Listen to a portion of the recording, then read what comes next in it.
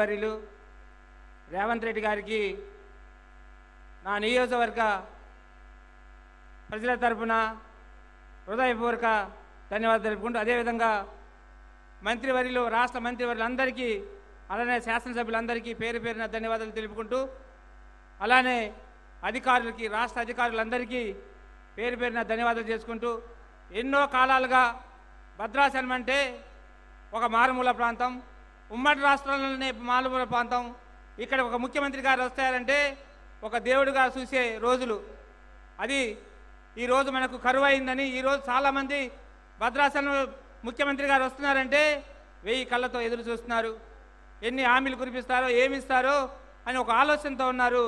ఈ హామీలన్నిటినీ ఈ భద్రాచలం నియోజకవర్గాన్ని మన ముఖ్యమంత్రి గారు కడుపులో పెట్టుకొని మంత్రివారి కడుపులో పెట్టుకొని ఈ నియోజకవర్గాన్ని సస్యశ్యామలంగా చేయాలని, అదేవిధంగా ఈరోజు చేస్తున్న మంచి కార్యక్రమానికి నేను కూడా ఒక ఇంద్రమ్మ ఇల్లులో ఉండి MBBS చదివి MS చదివి ఈ కాడికి చేరుకున్న వ్యక్తిగా ఈరోజు ఇంద్రమ్మ ఇల్లు భద్రాచలంలోనే మొదటి ఈరోజు లాంఛనం చేయడానికి ఆ కన్సర్న్ మంత్రివర్యులకు కూడా ప్రత్యేకమైన ధన్యవాదాలు తెలుపుకుంటూ ఈరోజు భద్రాచలంకు ఒక వరంగా, భద్రాచలంకు ఒక పుట్టిన స్థానంగా ఈరోజు ఎన్నో కాలాలుగా ముఖ్యమంత్రికి ఎదురు చూస్తున్న రోజుల్లో ఈరోజు ముఖ్యమంత్రి గారు వచ్చారంటే భద్రాచలంకి వరాలు వస్తాయని ఎదురు చూస్తున్నారు.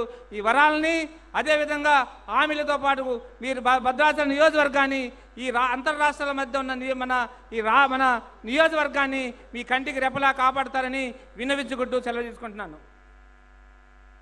Thank you, sir. Now I request Sri Komatreddy Venkata Reddy Garu, Honorable Minister, Roads, Buildings and Cinematography, Jilla Incharge Mantrivarya.